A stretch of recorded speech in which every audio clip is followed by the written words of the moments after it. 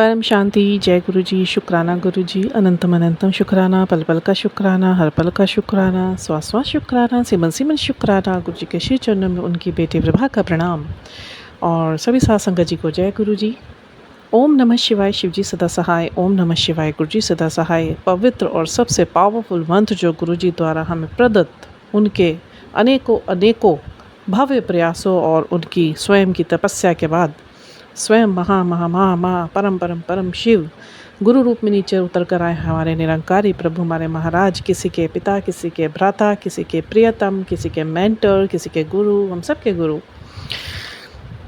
और हमें ये जागृत मंत्र दिया। इस मंत्र में इतनी ताकत डाली कि कुछ जपो ना जपो, इस मंत्र को जपो तो आप सब कुछ अपने जीवन में बैलेंस कर सकते हैं। आप चाहें अपने कर्म कटवा सकते हैं, आप चाहे आध्यात्मिक जागृति करवा सकते हैं, आप चाहें आत्मिक जागृति करवा सकते हैं, आप चाहें तो ध्यान के सुंदर अनुभवों को प्राप्त कर सकते हैं अपने जीवन में। अपने साथ साथ कई आत्माओं का आप उद्धार करवा सकते हैं गुरु महाराज जी से, उनको उनकी तरफ गुरुमुखी कर कर। सबसे बड़ी सेवाएं हैं। देखिए, गुरु जी की सेवाएं तो बहुत रूपों में गुरु महाराज जी ने बड़ी युक्तियों से, जो कहते हैं ना, युक्तियों में मुक्ति करी हुई है गुरु महाराज जी ने। 1000, 1 लाख, 1 करोड़ युक्तियां वो अपनाते हैं कि मेरा बच्चा है, अगर ये मेरे शरणागति आया है या मेरे सानिध्य में है या नहीं भी है, या परिवार का एक कोई सदस्य भी है, डजेंट मैटर कि उसके साथ साथ दूसरे उतने डिवोटी हैं या नहीं है। हमारे गुरु महाराज जी इतने प्यारे हैं, ये 100 युक्तियों में मुक्तियाँ करवा देते हैं। किसका कहाँ कैसे भला करना है, कहाँ पर प्रेजेंस देनी है, कहाँ पे बचाना है, कहाँ पे इसको सही राह लगाना है, कहाँ पे इसको अभी मेरे विचारों को बैलेंस कराने के लिए ज़रूरत पड़ने वाली है, कहाँ इनके बच्चों को मेरी ज़रूरत पड़ने वाली है, हमारे पारिवारिक जीवन में कौन कौन सी परेशानियाँ आने वाली हैं, उन परेशानियों को आने से पहले ही हमारे गुरु महाराज जी सब कुछ प्रबंध करके रख देते हैं। तरीका यही होता है कि वो किसी न किसी रूप में, माध्यम किस चीज़ को भी बनाए, डजेंट मैटर, बट वो अपनी प्रेजेंस हर चीज़ में दर्ज रखते हैं।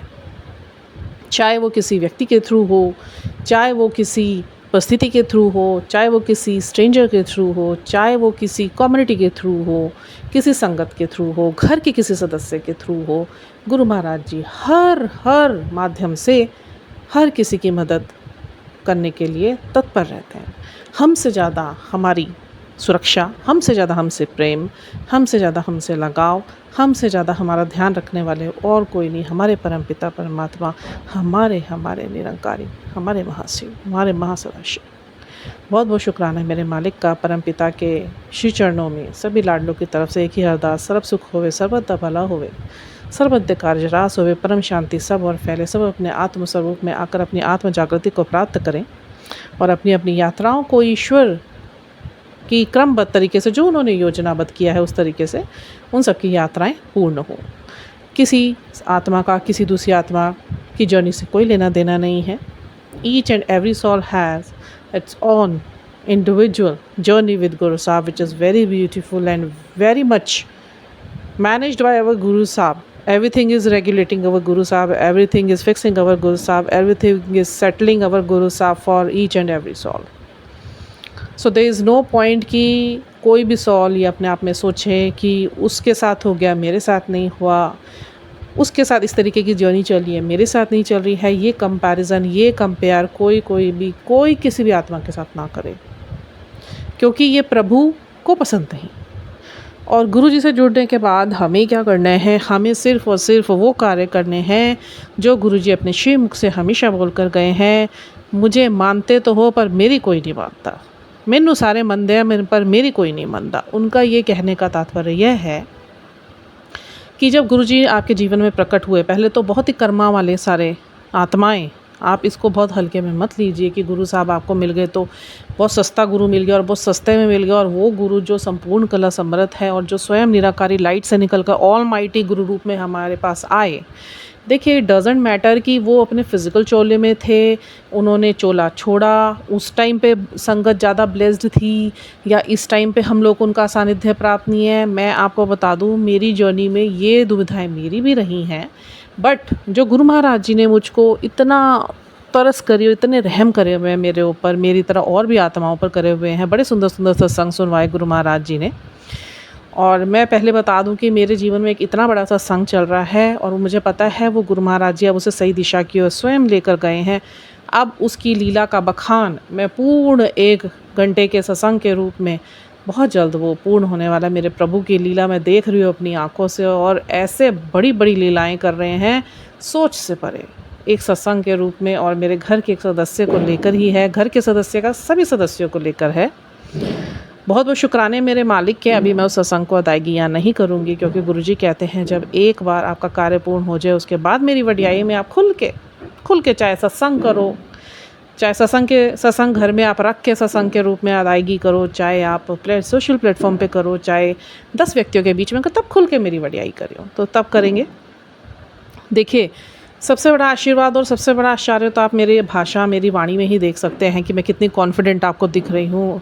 जबकि मेरे फादर साहब who is 80 years old is in hospital, and 1 हफ़्ता हो गया उन्हें यहाँ मैक्स में हॉस्पिटलाइज हुए और डॉक्टर्स ने हाथ खड़े कर दिए उनके लिए। बीच में तो उन्होंने प्राण भी छोड़ दिए, गुरु महाराज जी ने ही प्राण द्वारा फूके, और वो भी मुझे उस दिन कोइंसिडेंटली वहाँ को इट्स नॉट कोइंसिडेंस एक्चुअली, गुरु जी का रेगुलेशन, बट हम मनुष्यों के लिए दैट इज़ कोइंसिडेंस। मेरे से कैसे रेगुलेट कराई वो इतनी बड़ी घटना है अपने आप में, इतना बड़ा सत्संग है ना। और क्या संकेत दिए मुझे हॉस्पिटल तक पहुँचते हुए, घर से हॉस्पिटल में, मीनवाइल वहाँ से आते हुए सत्संग, गुरबाणियाँ, क्या क्या उससे रिलेटेड गुरु, सब चीज़ उसी ऊर्जा से रिलेटेड गुरु महाराज जी ने मुझे सुनाई, दिखाई। और बस वो जो कर्म मेरे फादर के यहाँ कटने थे, फिर ध्यान में गुरु जी ने मेरे से बातें करी, डायरेक्ट बातें, संवादों में, मतलब इट्स तो chilling moment. And I am the blessed daughter of my गुरु साहब। I can't explain you in my words कि how much amazing and how much surprising I am feeling।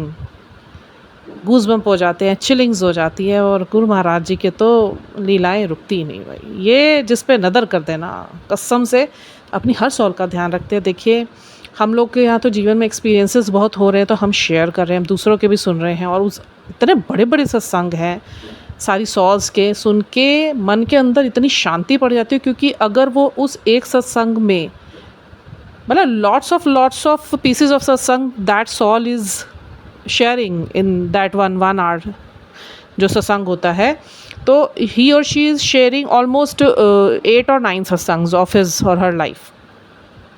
But वो 8 सत्संग में से आप ये सोचिए कि 4 या 5 सत्संग, और टॉप ऑफ ऑल कि सारे सत्संग कहीं ना कहीं आपकी उस टाइम की चल रही एनर्जी में, आपके जीवन में आपके प्रश्नों के उत्तर होते हैं, और आपके अंदर गुरुजी का विश्वास और बढ़ा देना कि मुझ पे विश्वास करने के बाद डर कोई मत रख, क्योंकि ये सब तेरे साथ हो रहा है।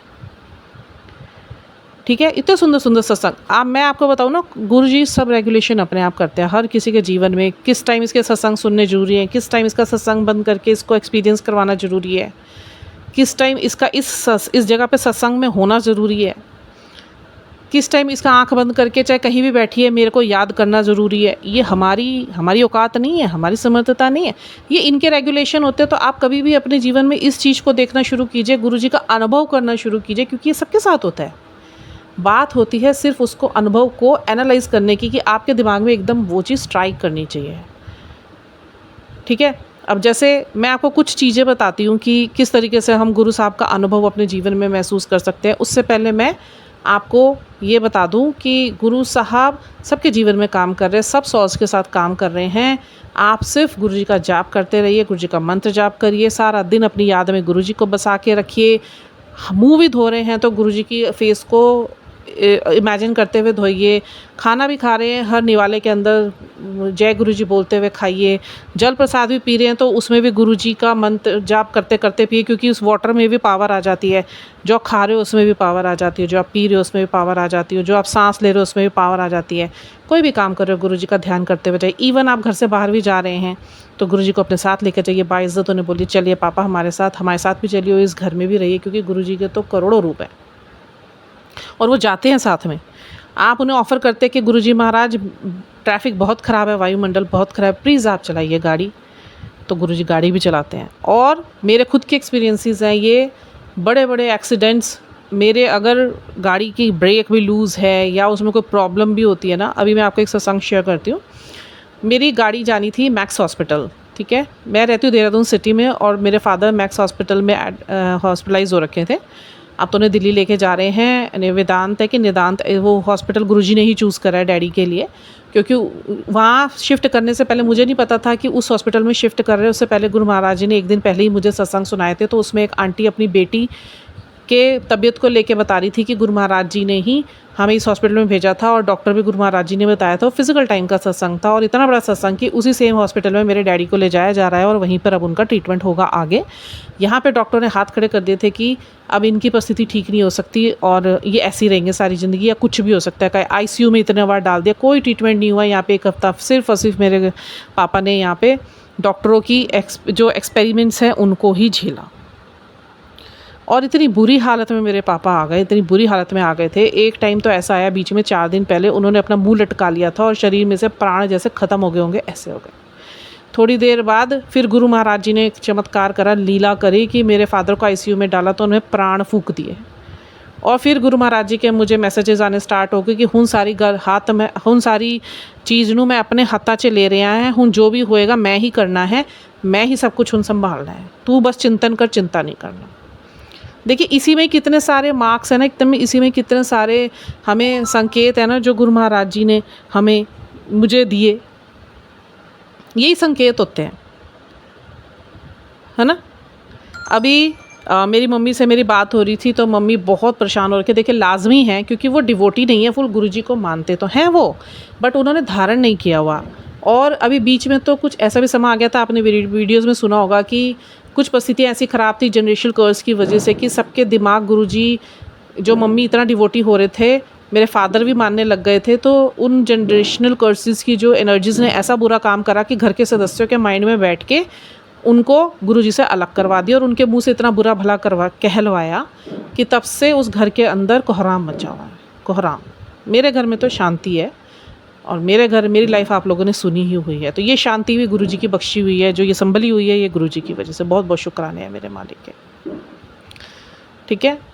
तो अब डॉक्टर ने आके इतनी बेवकूफ़ी करी, मैं उस दिन कॉन्सिडेंटली मैं वहीं बैठी हुई थी और डॉक्टर आके बोलता है मेरी मम्मी के हाथ पकड़ के कि बहन जी देखिए, मैं जितना बेस्ट टू बेस्ट ट्रीटमेंट कर सकता था मैंने कर दिया, अब इससे ज़्यादा मैं इनके लिए कुछ नहीं कर पाऊँगा, और मुझे नहीं लगता कहीं अब इनका इलाज होगा। सारी ज़िंदगी इनको इन्हीं हिचकियों में और इसी अवस्था में ही रहना पड़ेगा। मेरे को अंदर से इतनी सी भी चिंता नहीं हो रही थी, इतनी सी भी ना रोना ना चिंता। और सबसे बड़ी बात, गुरु महाराज जी ने इतने दिन से ये हो रहा है, 15 दिन हो गए मेरे फादर की तबीयत को ख़राब हुए, और गुरु महाराज जी ने मुझे ऐसे शांत कर रखा है कि मुझे ऐसे लग ही नहीं रहा कि कुछ गलत हुआ है। और मेरी फादर की जब मैंने वहाँ तबीयत देखी जाके, ही इज़ मतलब अबाउट टू, मतलब 99% उनके अंदर जैसे जान ख़त्म हो रखी कि ऐसी हालत में। पर मेरे को उनको देख के ना दुख हुआ, ना रोना आया, ना मुझे लगा इनको कुछ होगा। मेरे को अंदर यही गुरुजी ने विश्वास डाला हुआ, और उनका विश्वास इतना पक्का करा हुआ स्वयं गुरु महाराज जी ने। मैं आश्चर्यचकित हो रही थी गुरुजी की दी हुई शांति से। मतलब किसी के घर में किसी के फादर अगर इस अवस्था में पहुंच रखे हो ना, उसका खाना पीना दुर्बल हो जाता है, उसका सोना दुर्बल हो जाता है, उसकी नींदें डिस्टर्ब हो जाती है, उसकी लाइफ डिस्टर्ब हो जाती है, उसका ध्यान भी ना लगे, वो सिमरन भी ना कर पाए, उसका मन भी ना लगे।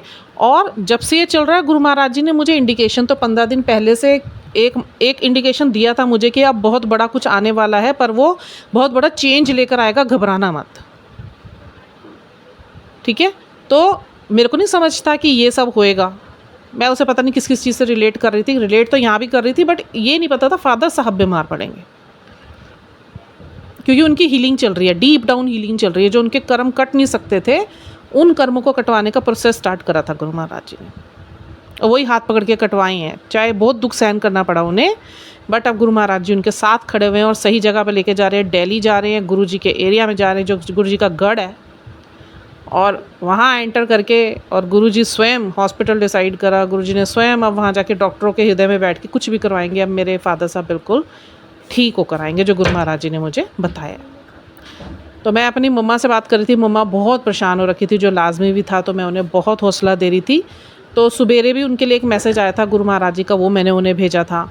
फिर जैसी मम्मा से बात करी, कह रही कंचन पता नहीं तू कहती तो बहुत है, मुझे भी विश्वास है, पर मन में ना कहीं बड़ा भय सा लगा हुआ है मुझे। मैंने कहा मम्मी आप मत करो। मैं बस हटी थी, और मैं मैंने यूट्यूब ही खोला तो वहाँ पे आ रखा था कि विश्वास भी कर दिया तो डरदी भी है, डर नहीं मैं तेरे नाल है। 1 घंटे का वो सत्संग, और जिस आंटी ने उस सत्संग की अदायगी करी वो गुरुजी से भी काफ़ी अच्छी कनेक्टेड। उन्होंने एक बड़ी अच्छी बात बोली जो मुझे बड़ी अच्छी लगी, जो वाकई में सत्य भी है, कि मुझे सब बोलते हो कि इन आंटी को बुलाओ सत्संग, वो एक्चुअली सत्संग करवाती है, उनके घर में गद्दी भी लगी हुई है, बहुत अच्छे भाव उनके रहे। बहुत शुक्राना उस आंटी का भी जो सुनने का मौका मिला। तो वो कह रही मेरे को सब बोलते हो आप पुरानी संगत हो, कह रही मुझे तो यही नहीं पता पुरानी संगत क्या होती है, नई संगत क्या होती है। कह रही एक दिन मैंने गुरुजी से ऐसे ही प्रश्न करा तो गुरुजी ने मेरे ध्यान में मुझको बोला कि तू नई होते हुए भी पुरानी संगत है और पुरानी होते हुए भी नई है, कि तेरा साथ मेरे साथ नई या पुरानी संगत का नहीं है, जन्मों जन्मों से है। तो ये तो मैं डिसाइड करता हूँ कि जो मेरी भक्ति में सारे अपने आप को सरेंडर कर देता है, ना वो मेरी नई है ना पुरानी, वो जन्मों जन्मों से मेरे साथ है। किसी को तो भक्ति परवानगी नहीं भी होती तो वो सालों से ही मेरे साथ जुड़ा हुआ है, नहीं होती, और जिसकी भक्ति मुझे पसंद आ जाए तो उसको मैं साल भर के अंदर ही अपना लेता हूँ और उसके ऊपर नज़र कर देता हूँ। तो ये है बात, बहुत सुंदर बात उन्होंने बोली। तो मैं अपनी मदर को भी ये बात ही कर रही थी, तो ये थंबनेल आया, मैंने अपनी मदर को भी भेजा, मेरी मदर को थोड़ा सा हौसला मिला। फिर उसके जस्ट बाद मैंने मदर को फिर से एक मैसेज करा कि मैंने कहा आप इनके ऊपर छोड़ दो, पापा को भरोसा रखो, अब जो भी हो रहा है ना ये खुद कर रहे हैं, यकीन करो, मैंने प्लीज़ करके लिखा। और जैसे ही मैंने इंस्टा खोला किसी काम के लिए तो वहाँ पे सबसे पहला गुरुजी का मैसेज, जबकि इंस्टा पे मुझे मैसेज आ नहीं रहे, बट अब जब से डैडी की तबीयत ख़राब है तब से इतने मैसेजेस आ रहे हैं मुझे, और मम्मी को ही संभालने के लिए आ रहे हैं। इवन परसों तो ये भी मैसेज आ गया था, अपनी मम्मी को जाके कह दें कि जेड़ी उन्हें अरदास की है अपने लिए वो मैं कर देवांगा, उन्होंने कह दे काम बन चुका तेरा, मतलब पापा के लिए बोल रहे थे वो। देखो कैसे ध्यान रखते हैं,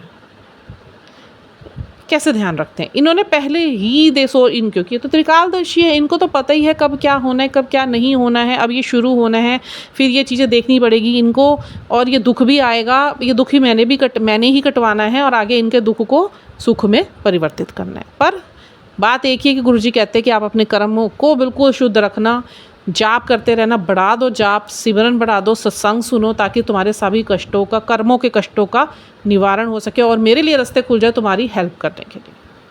क्योंकि मेरे भी कुछ नियम है, ब्रह्मांड के भी कुछ नियम है। ठीक है मैं रब हूँ, पर मुझे भी तुम्हारे कर्म आड़े आते हैं, तुम्हारी अपनी इच्छाएं आड़े आती हैं, आकांक्षाएं आड़े आती हैं, तुम्हारा अविश्वास आड़े आता है, जो मुझे तुम्हारे लिए खुल कर काम करने नहीं देता।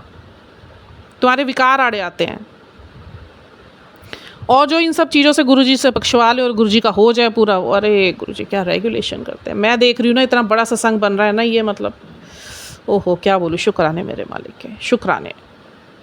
अब उस दिन मैं हॉस्पिटल जा रही थी, तो मतलब मेरे को थोड़ा अंदर से वो हो रहा था कि जल प्रसाद। देखिए क्या हुआ, उस दिन मैं हॉस्पिटल जा रही थी, और यहाँ पे हमारी सोसाइटी में जिस दिन मेरे घर में अभी 9 जुलाई अभी लास्ट टाइम जो मेरे घर में सत्संग हुआ था, जब मैंने पिक्चर्स भी शेयर करी थी, तो हमारे सामने वाले जो सोसाइटी हाउसेस बने हुए हैं ना, फ्लैट्स बने हुए हैं, उसमें ऊपर से ना, उसमें ऊपर वाले फ्लैट में ना कोई अंकल आंटी और उनका बेटा आया हुआ है। ठीक है, अभी मेरे घर में सत्संग जब होना था ना, उससे 10 दिन बाद, उस दौरान 10 दिन के बीच में वो आए थे। मुझे नहीं पता था कि वो दिल्ली से आए, और गुरुजी ने मेरे सत्संग की डेट ना उनके आने तक स्थगित करवाते रहे। वो 4 महीने से स्थगित करवा रहे थे गुरु महाराज जी, 4 महीने से। और मैं हैरान थी, मतलब मैंने कहा मैं तो यहाँ सत्संग सोचती हूँ और गुरु महाराज जी एकदम कुछ ना कुछ ऐसा बना देते, रेगुलेशन करवा देते कि वो सत्संग मेरे घर में होना तय हो जाता है गुरु महाराज जी की कृपा से। बट मैं खुद में हैरान भी थी, और मुझे कहीं ना कहीं ये बड़ी अमेजिंग फीलिंग भी हो रही थी। मैं कहीं गुरु जी की लीला है, कुछ जो हो नहीं पा रहा। मैं गुरु जी को बोलती थी, मैंने कहा कुछ तो है जो हो नहीं पा रहा।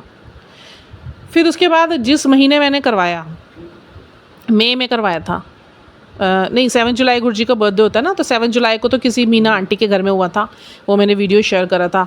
फिर उसके बाद मैंने कोई और डेट मैंने मन में सोची भी, चलो गुरुजी की इस डेट पे करती हूँ मैं, तब भी नहीं, 19 की सोची थी, फिर 19 को हुआ था। फिर मैंने बीच में 10 की सोची थी, 10 को नहीं हुआ।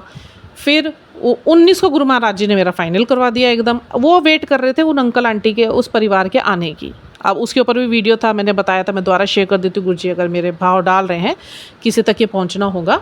तो हुआ ये था कि जब सत्संग चल रहा था, तो मेरी जो बेस्ट फ्रेंड है शिवानी, वो बाहर थी, मैं तो अंदर बिज़ी थी, बैठी हुई थी, और सब रेगुलेशंस हम कर रहे थे, गुरु महाराज जी जो करवा रहे थे हमारे से।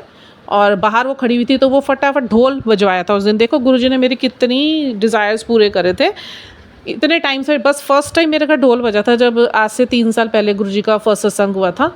उस दौरान बीच में कितनी भी कोशिशें करी मैंने, तो ढोल वाला मैं नहीं अरेंज कर पाई थी।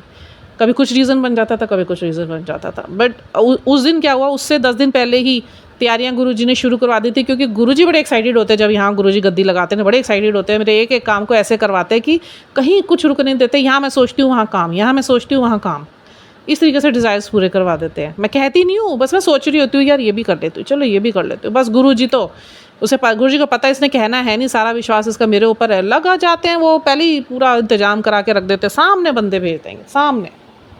तो मैंने बताया था वो ढोल वाला बच्चा आया था, बल्कि बीच में फिर गुरुजी ने परीक्षा भी ली थी। मैंने फ़ोन करा तो बच्चा अवेलेबल नहीं मिला, उसके भाई ने फ़ोन उठाया था।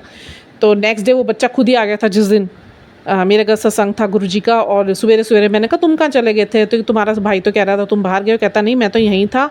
मैं कहा जो तुम मुझे नंबर दे गए थे मैंने उस पर फ़ोन किया था। कह रहे पता नहीं। मैंने कहा फिर कह रहे आज कुछ गुरु का होना था ना आपके यहाँ। मैंने कहा हाँ आज ही है बेटे। कह रहे मैं यहीं बैठा हूँ। देखो, तो मैंने ढोल वाले का सोचा था, और जो 2,500 पहले मैंने दे के ढोल बजवाए थे 3,000, वो मेरे को 200 रुपये में बचे। सोचो 200 रुपये कहाँ 2,500। वही पहले 10 मिनट के लिए मैंने बुलाए थे, तो मैंने 3,000 रुपये दिए थे। और इस बार जो कराए तो मैंने गुरुजी को बोला था, मैं यही सोच रही थी वो 200 रुपये कहीं और किसी को दे दिए थे शायद मैंने। तो मेरे को हुआ कि मैं ना इस बार चलो गुरुजी की इच्छा होगी, ये पैसे यहाँ नहीं लगने थे, यहाँ लग गए, जो गुरुजी की इच्छा। और बस गुरुजी ने देखा भी इसने इसमें भी समर्पण कर दिया, इसमें भी खुश है, चल नहीं बजे तो नहीं बजे, गुरुजी की रज़ा थी। तो गुरुजी ने ढोल वाला स्वयं ही भेज दिया था सुबेरे मेरे घर में। तो फिर ढोल भी बजे थे गुरु महाराज जी के। तो जब वो ढोल बजा कर आ रहे थे, हम लोग अंदर आ गए, तो जो सामने वाली आंटी थी, मैं नाचती आ रही थी, मैं तो बावरी हो जाती हूँ पूरी ठरकी। तो मैं आ रही थी, मैं अंदर आ गई, और उसके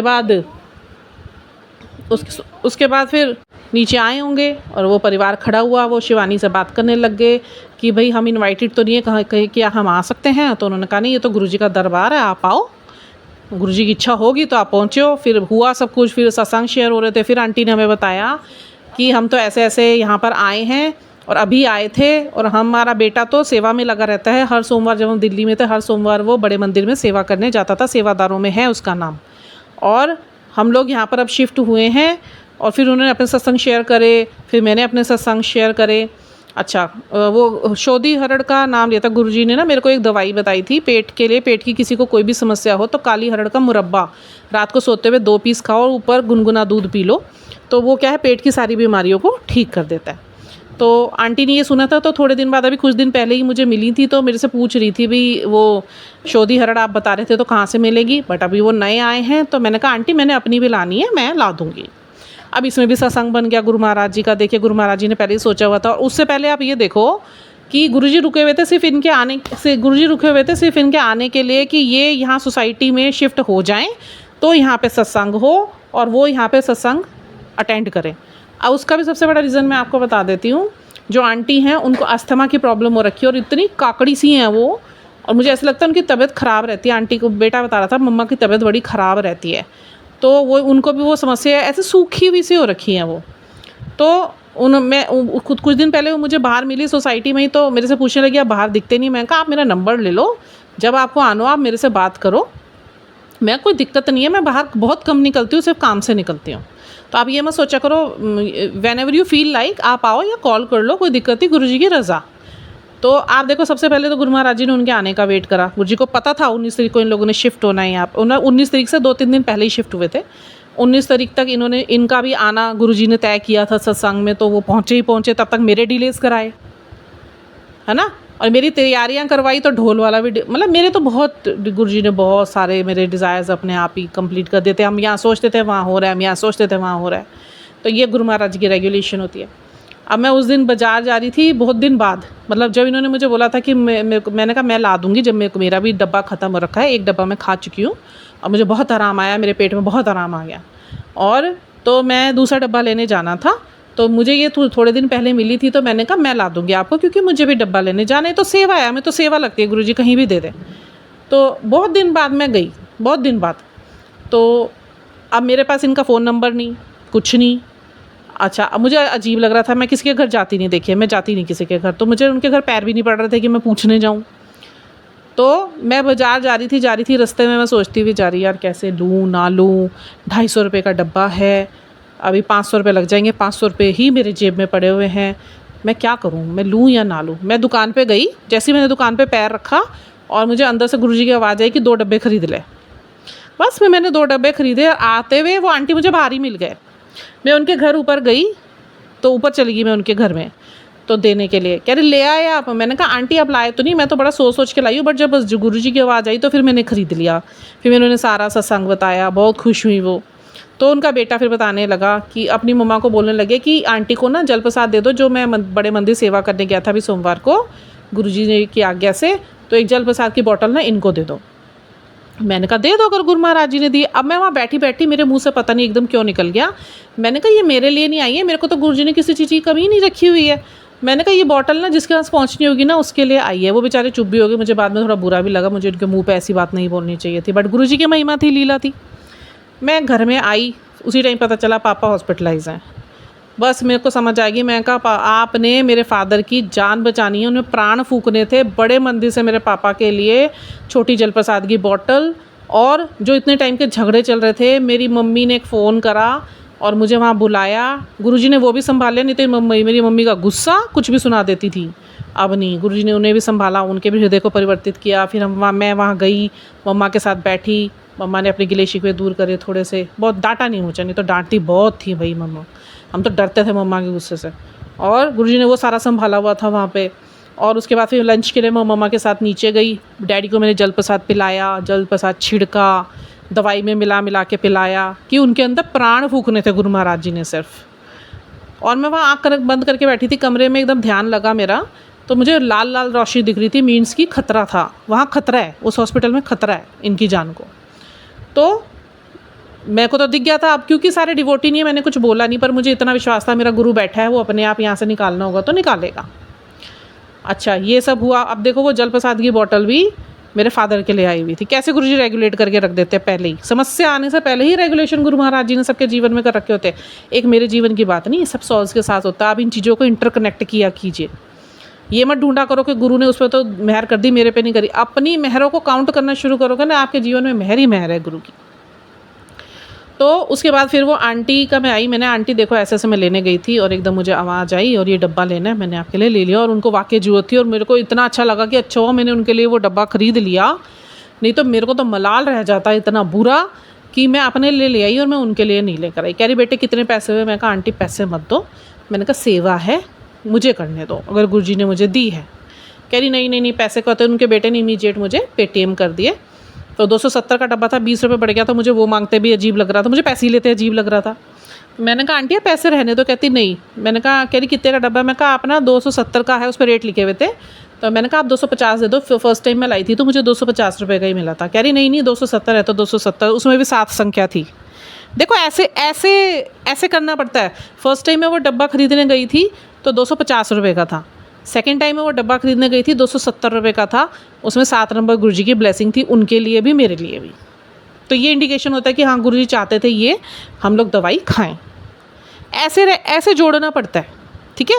जैसे आपके जीवन में ना कभी कभी कोई समस्या आएगी। अब जैसे आज मम्मी से रिलेटेड मैं गुरुजी का अपने डैडी को भी ध्यान में करते हुए अपनी एनर्जी गुरुजी से कनेक्ट करके और डैडी से कनेक्ट करके उनकी तरफ वाइब्रेशंस भेज रही थी और डैडी को पॉजिटिविटीज़ अफर्मेशंस भेज रही थी। आप बिल्कुल ठीक हो, अंदर से अपनी आत्मा से लड़ो, पापा गुरुजी आपके साथ हैं, आप बिल्कुल ठीक हो। ये नहीं बोला ठीक हो जाओगे, हमेशा कंटिन्यूस टेंस में करनी चाहिए, प्रेजेंट कंटिन्यूस टेंस में। आप बिल्कुल ठीक हो, आपके अंदर की जितनी बीमारियाँ गुरुजी ने ठीक कर दी हैं, डिवाइंस आपके साथ खड़े हुए हैं, आपका कुछ भी बिगड़ेगा नहीं, आप बिल्कुल स्वस्थ हो जाओगे। तो देखो उसके बाद गुरुजी ने अपनी रेगुलेशन कैसे स्टार्ट करी। अब उनको शिफ्ट कर रहे हैं दिल्ली, वो वाले हॉस्पिटल में जो गुरुजी ने मुझे सत्संग में नाम सुनवाया था। मुझे अब पूरा भरोसा है। अच्छा थोड़ा सा मुझे भी हो रहा था, मेरे को ये हो रहा था बस उंगली मेरे गुरु के ऊपर ना उड़ जाए। तो गुरुजी ने वो भी फिर मुझे एक सत्संग सुनाया कि विश्वास भी करती है और डरती भी है, मैं हमेशा तेरे साथ हूँ, तो डरना, ठीक है। तो ये होते हैं रेगुलेशन। अब जैसे मैं सवेरे बैठी हुई थी, ध्यान के बाद मैं गुरबाणी सुनी, हरबंस वीर जी की गुरबाणी खुल गई। और अभी जो मैं सत्संग सुन रही थी उसमें वो आंटी हॉस्पिटल की ही बात कर रही थी, MRI की ही बात कर रही थी और इतनी वर्स्ट परिस्थितियों को बता रही थी अपने बेटे की कि ऐसी हालत ख़राब थी कि हम कैसी हालत ख़राब में लेके गए, वही मेरी डैडी की चल रही है। और उसके बाद उन्होंने बोला कि मैं जा रही थी और मेरे को हरबंस वीर जी का मेरे ही बेटे के ऊपर वो एक कीर्तन सुनने को मिल गया, वो सारा मेरे साथ चल रहा था और मेरे साथ भी ऐसे ही होता है। तभी तो मैं कहती हूँ कीर्तन व्याख्या सुना कीजिए। गुरुजी भी तो बोलते हैं ना, कीर्तन व्याख्या सुना कीजिए, उसमें आपके जीवन के सभी समस्याओं का हल है, जवाब है, और वाकई होता है। अब जैसे आज सवेरे में थी, रोज़ होता है मेरे साथ, तो मैं आपको फिर भी एक इंसिडेंस शेयर कर रही हूँ, सत्संग शेयर कर रही हूँ कि मैं बैठी हुई थी, ध्यान के बाद मैंने गुरबानी लगाई स्वतः ही, तो टैप मैंने कुछ करी, बस गुरुजी ने जो सुनवाना होता है ना वो अपने आप आगे आ जाती है चीज़। हरबंस वीर जी की खुल गई। अब उसमें वो क्या कर रहे थे, जैसे मैंने कल भी बताई थी कि गुरु गोविंद सिंह जी बोले कि जो गुरु का नाम जपता है, अगर उसके बाद वो इस धरती पे ही उसकी रक्षा नहीं कर सकता, तो वो ऊपर सचखंड में क्या रक्षा करेगा, ऊपर लोक में क्या रक्षा करेगा। तो ये गुरुजी का जवाब था मुझे कि तू इतना ध्यान कर रही है तो सिर्फ तेरा ही नहीं, तेरे पूरे परिवार का ध्यान रखना मेरा काम है, तू चिंता नहीं कर। मेरे को गुरुजी ने जब से डैडी को रखा ना, मुझे इतने संभाले बैठे हुए ना, मैं कहती हूँ मुझे इतना सा भी दुख नहीं हो रहा, मुझे इतनी सी भी चिंता नहीं हो रही, मेरे को खुश रख रहे। फिर गुरुजी का सवेरे मैसेज आया, तू बस खुश रह। जब तू खुश रह लेगी ना, और तू विश्वास कर लेगी पूरा कि अब मेरे हाथ में है ना चीज़, चमत्कार देखना है, अभी तुझे बहुत बड़ा चमत्कार देखना बाकी है। और देखिए डॉक्टरों ने हाथ खड़े करे हुए हैं, और मुझे पता है दुनिया का सबसे बड़ा डॉक्टर मेरे गुरु महाराज जी बैठे हैं, मेरे पापा को संभाले, कुछ नहीं होगा, मेरा पूरा भरोसा है। तो हरबंस वीर जी का उन्होंने वहाँ पे बताया, मेरे को सवेरे हरबंस वीर जी का मैंने भी सुना, वो सेम मेरी एनर्जी से मैच कर रहा था। ये गुरु जी की प्रेजेंस होती है। आप प्रेजेंस ओम में या तितलियों में, वो तो ठीक है, एक गुरु जी की प्रेजेंस है ही है। जो मेन अनुभव आप चाहते हो ना कि गुरु जी दिखते नहीं है, जैसे मेरे को नहीं दिखते, मैं सच्ची बताऊँ ऐसे नहीं दिखते, ग्लिम्सेस दिखते हैं गुरु महाराज जी के, ड्रीम्स में नहीं आते, क्योंकि गुरु जी ने मेरा कल्याण करा हुआ। गुरु जी कहते हैं ड्रीम्स में तो मैं तब आता हूँ जब किसी के ऊपर विपदा होती है। अब आए थे बीच में, जब मेरे 10 दिन बहुत भारी थे, तो बीच में बहुत आ रहे थे मुझे, ध्यान में भी आ रहे थे, ड्रीम में भी आ रहे थे। मेरे बेटे को भी दर्शन दिए, पति को भी दर्शन दिए, बेटी को भी दर्शन दिए। तो ये भारी था बहुत, तो इसलिए दिए, नहीं तो मेरे को तो नहीं आते, क्योंकि मेरी परम से रोशनी से ध्यान जुड़ता है। तो मैं समझ गई, देखिए ये भी है, ये गुरु जी की प्रेजेंस है ना, कि मैं हूँ, चिंता नहीं करो, मैंने संभाला हुआ है सब कुछ।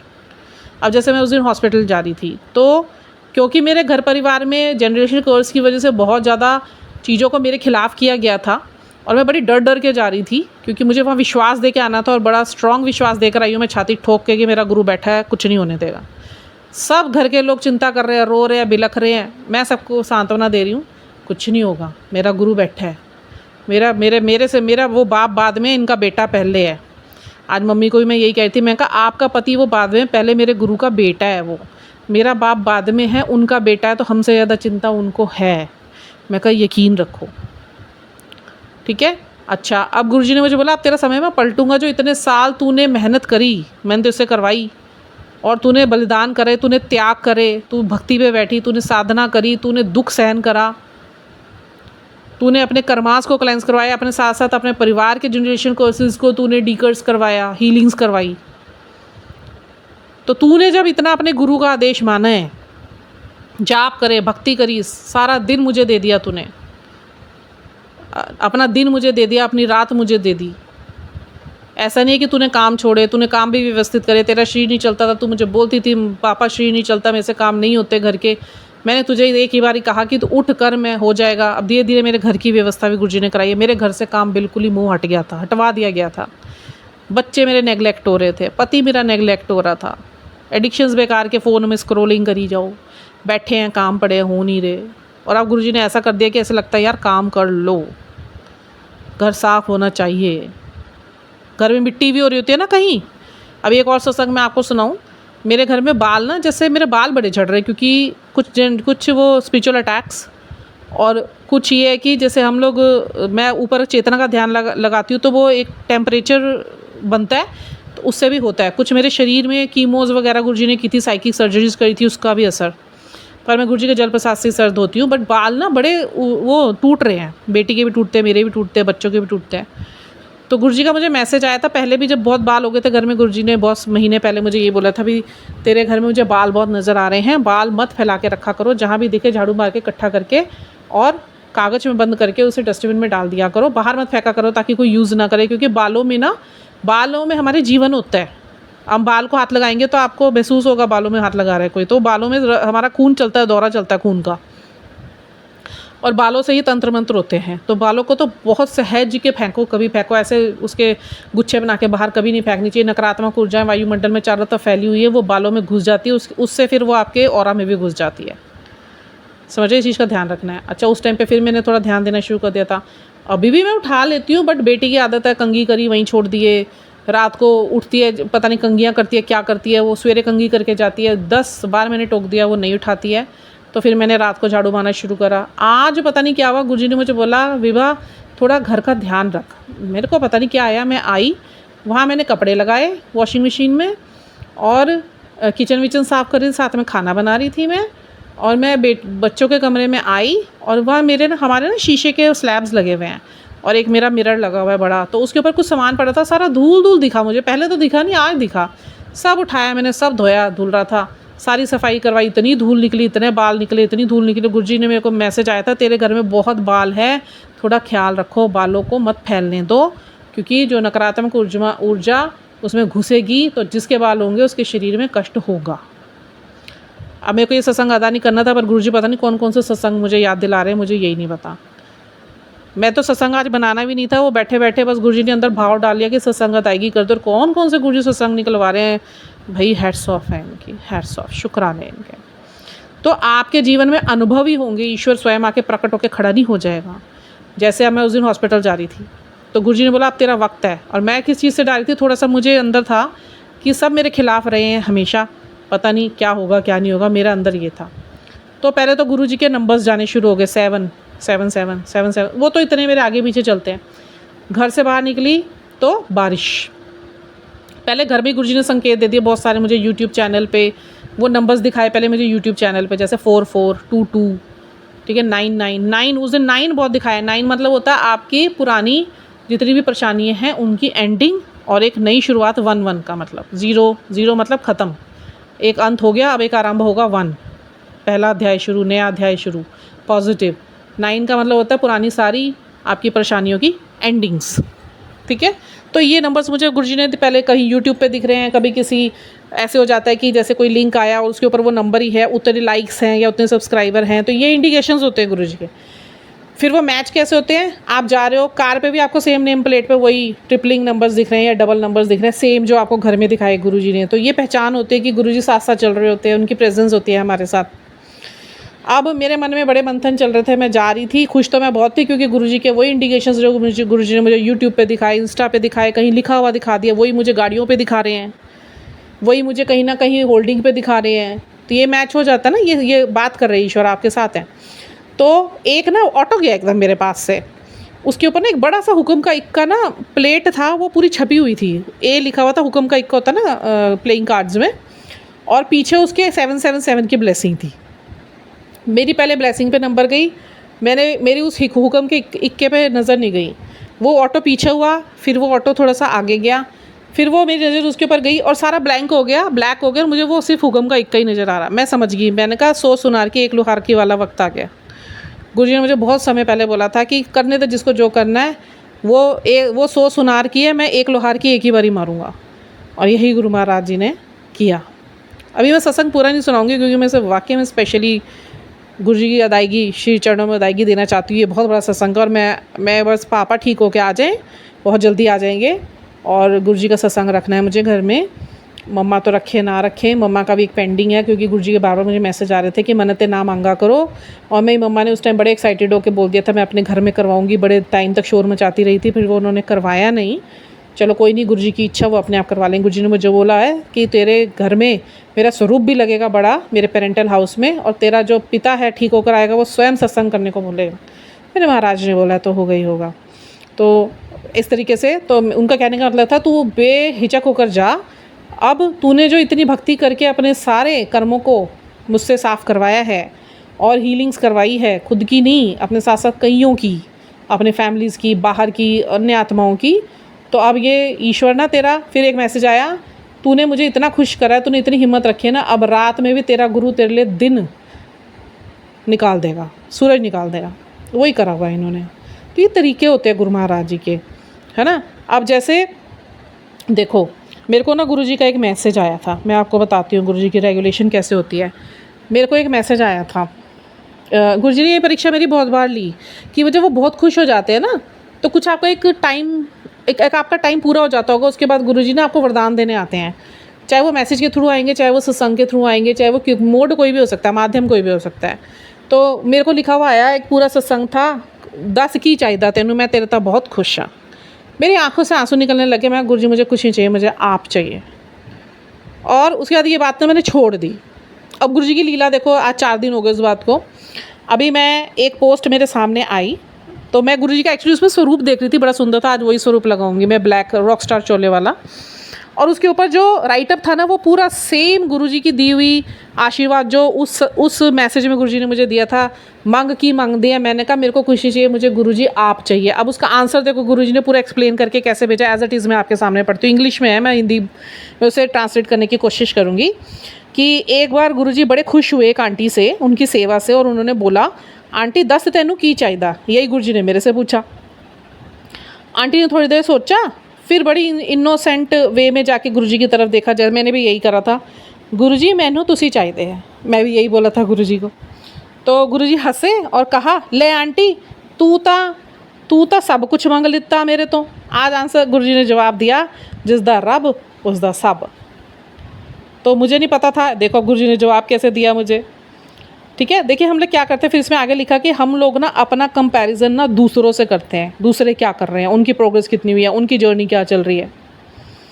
और हमें क्या ज़रूरत है कि हम शांति से बैठें, अपना आत्मावलोकन करें, सोचें कि हाउ लकी वी आर कि गुरुजी की संगत है हम।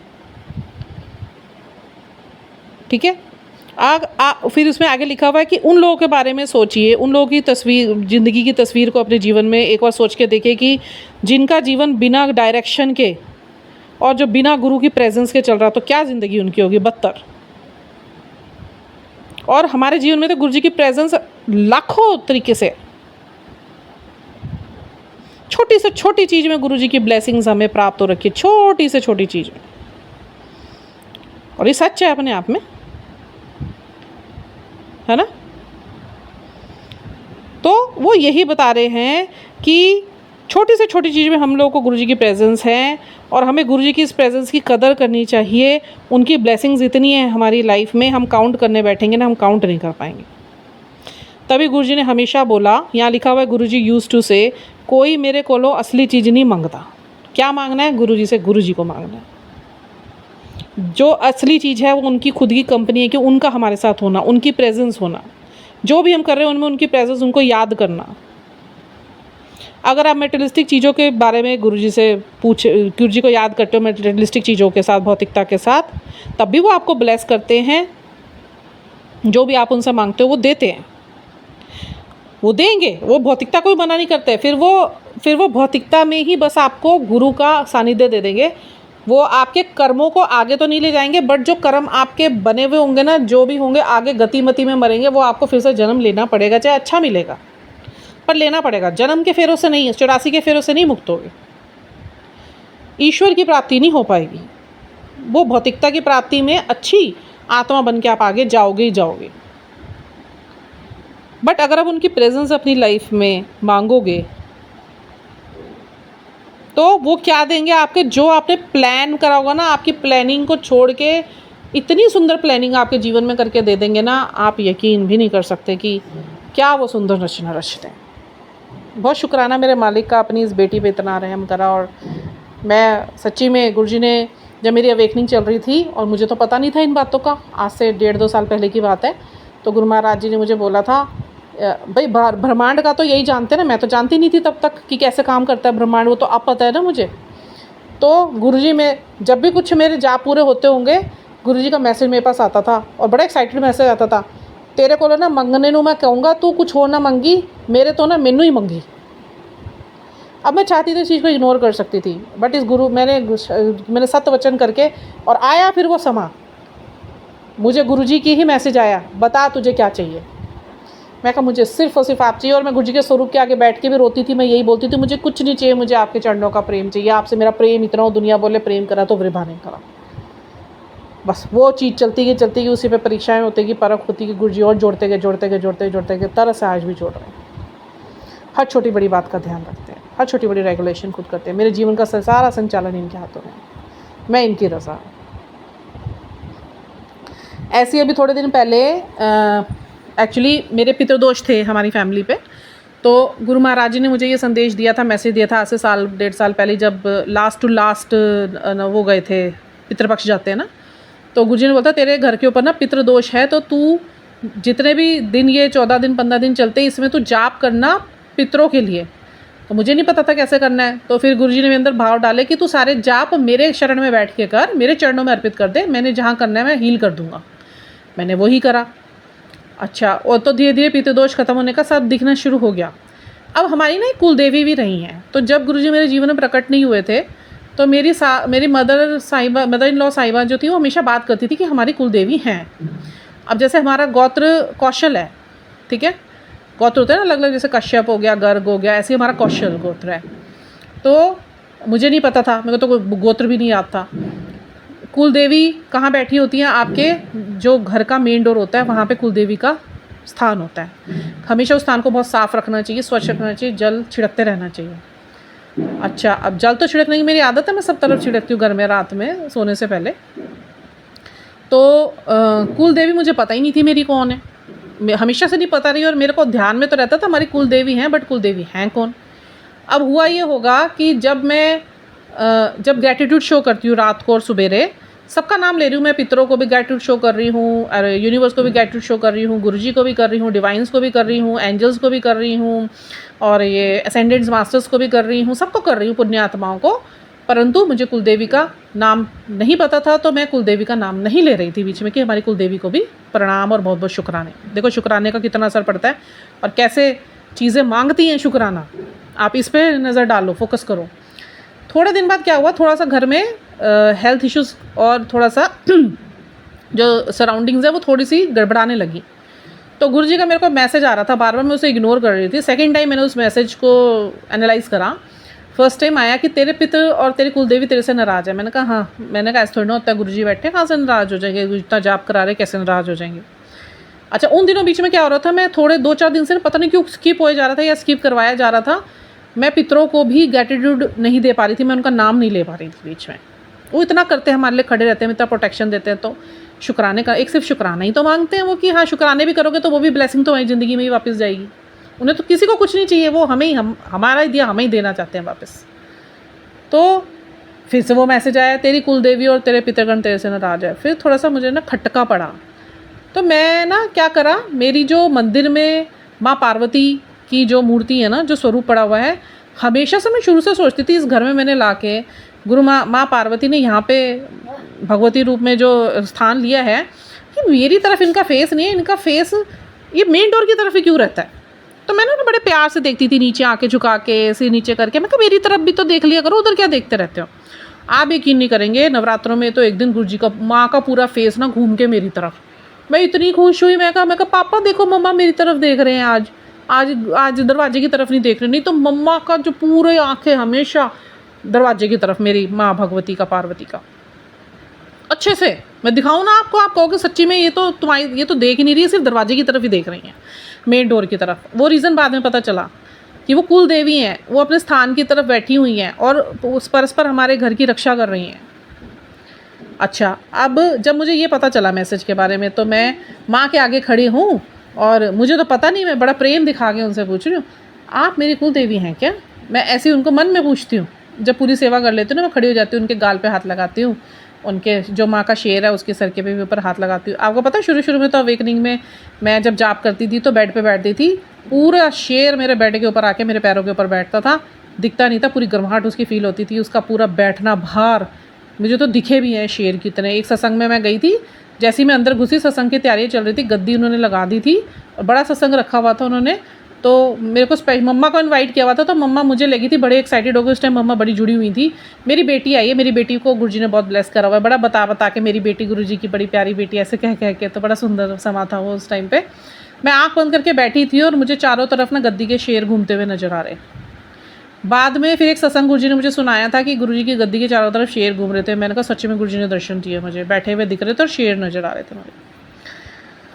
तो मैं रोज़ माँ को बोलूँ, मैं बड़े प्यार से, मैं पता नहीं क्या हो जाता है मुझे उस टाइम में, हर स्वरूप के सामने जाके बात करती हूँ ना, तो इतने प्यार प्रेम उमड़ता है ना मुझे, मैं क्या बताऊँ आपको कितना प्रेम उमड़ता है। तो मेरी भाषा भी ना इतनी सौम्य स्वीट सी हो जाती है। मैं माँ को रोज़ बोलूँ, 3-4 दिन में बोलती रही, आप मेरी कुल देवी हैं क्या?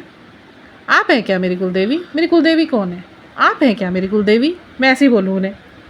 आप देखो ईश्वर की महिमा। अच्छा, रात को एक दिन मैं ऐसे फ़ोन स्क्रॉलिंग कर रही थी तो इंस्टा पे ना एक पोस्ट आती है और पिक्चर थी, वो आज भी है मेरे पास। उसमें ना सारे गोत्र लिखे हुए और उनके आगे उनकी कुल देवियों के नाम। होए, मेरे तो गूज बम्प हो गए। मैंने कहा यहाँ सोचा नहीं, और मेरे अंदर डिज़ायर था, और क्योंकि बड़ा डीप डिज़ायर था, मुझे चाहिए था वो, क्योंकि मेरे प्रभु ने मुझे दिखाया था। और कैसे सामने ला दिया उन्होंने। ये एक बार नहीं, ये भी देखो, ये प्रेजेंस है ईश्वर की। ऐसे मेरे साथ बहुत बार होता है। जिस चीज़ के बारे में मैं यहाँ सोचती हूँ वो मैनिफेस्ट हो जाती है, क्योंकि आप जाप करते हो ना तो आपकी मैनिफेस्टेशंस ऑटोमेटिकली होनी स्टार्ट हो जाती है, क्योंकि जब आपके स्वच्छ जाप होते हैं, भाव स्वच्छ हो जाते हैं, तो चीज़ें अपने आप सामने आती है। जैसे मैं एक सब्जी लेनी है, मैं लाई नहीं एक दिन पहले, प्याज टमाटर ख़त्म हो गया, या आलू ख़त्म हो गया, या कोई कुकर ख़राब हो गया, या छाता ख़राब हो गया, या कोई सब्ज़ी लेनी है और मैं लाई नहीं हूँ। मैं सोचती हूँ यार अब गाड़ी उठाऊँगी, जाऊँगी, लाना पड़ेगा, पहले बैंक जाऊँगी, पैसे भी निकालने हैं। तो मैं ऐसे अभी अपना उधेड़-बुन कर रही होती हूँ। इतनी देर में जिस चीज़ की मुझे ज़रूरत होती है वही ठेले वाला मेरे घर के आगे, मेरे ही घर के आगे खड़े होकर आवाज़ें देना शुरू कर देता है। और ये एक बार नहीं, हज़ारों बार गुरु महाराज जी ने किया है। ये भी अपने आप में बताता है कि गुरु जी आपके साथ 24 घंटे रह रहे हैं। समझे? फ्रूट खाने का मन करा, अरे यार केला तो है नहीं। नवरात्रों में जैसे चौथा नवरात्रे का भोग केले का होता है, तो नवरात्रि के 9 भोग लगाती हूँ मैं, तो चौथा नवरात्रे का केले का होता है। केले नहीं थे, एक दिन पहले लाना भूल, ओहो केले नहीं आए। उसी टाइम केले वाले की आवाज़ आ गई, सवेरे सवेरे 5 साढ़े 5 बजे। सोचो, ये होती है प्रेजेंस गुरु महाराज जी की। वो हर वक्त है हमारे साथ, हम ढूंढते हैं उन्हें, इन्हीं चीज़ों से मिलते हैं। कई बार आपको सेम रिपीटेटिव नंबर्स जैसे दिख जाएंगे। अब जैसे ये वाला जो सत्संग गुरु जी ने मुझे सुनाया, ठीक है, अब 44 नंबर इस पर आया। 44 नंबर ही मुझे वो दिखा रहे हैं 3 दिन से।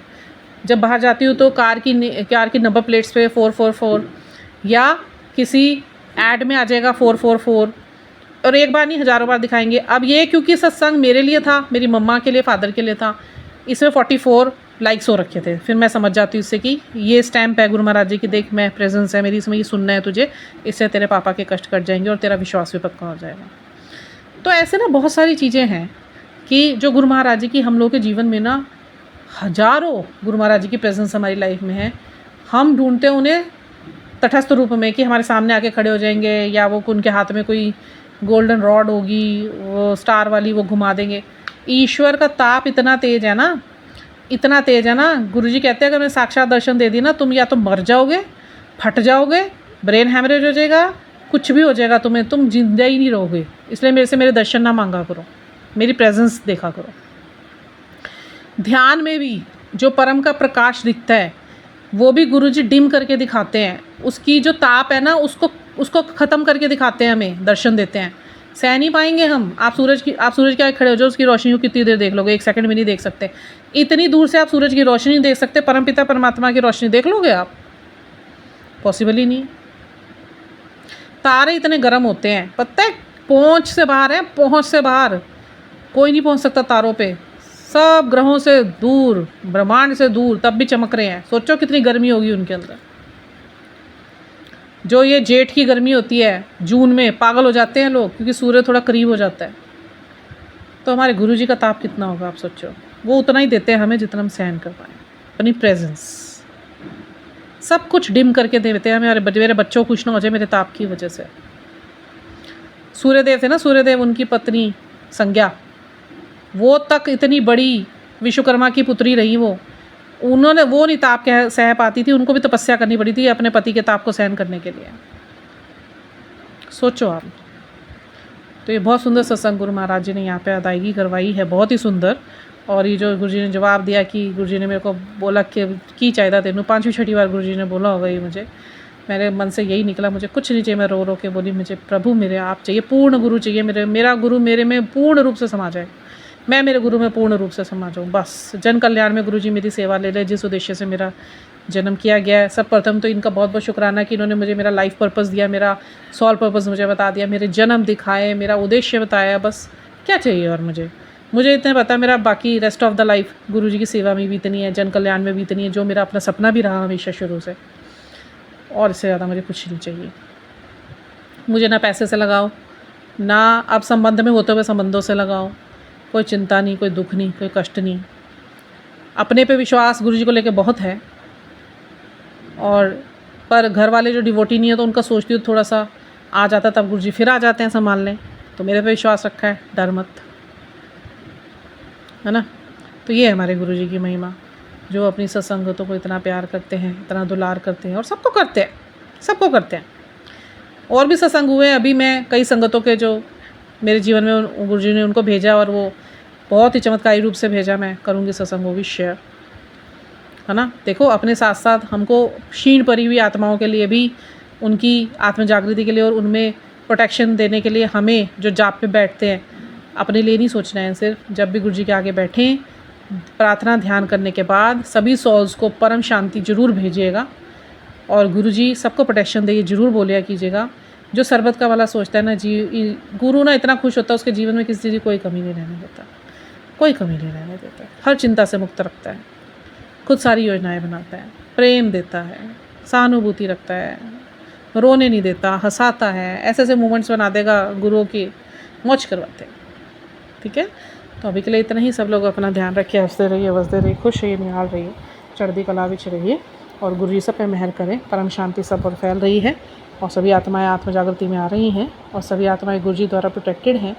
मैं कल बैठ के गुरुजी को यही बोल रही थी, मैं कहा गुरुजी आप बोल रहे ना कि तू डर जाती है, तू विश्वास मत खो। मैंने कहा विश्वास नहीं खोती, बात सिर्फ मेरी हो, सब आत्माएं मेरी प्रोटेक्टेड रहें। मैंने मन से कल बात करी गुरुजी से, मैं कहा मुझे कुछ ही चाहिए, मेरे को ये चाहिए, मेरी दुविधा ये है, और आप जानते हो आप मेरे मन से निकलवाना चाहते हो ताकि मेरा मन खाली हो, कि जितनी भी आपकी आत्माएं हैं ना, मुझे उनसे मेरे वो आपकी आत्माएं नहीं, वो मेरे लिए भी अब एक जिम्मेवारी है।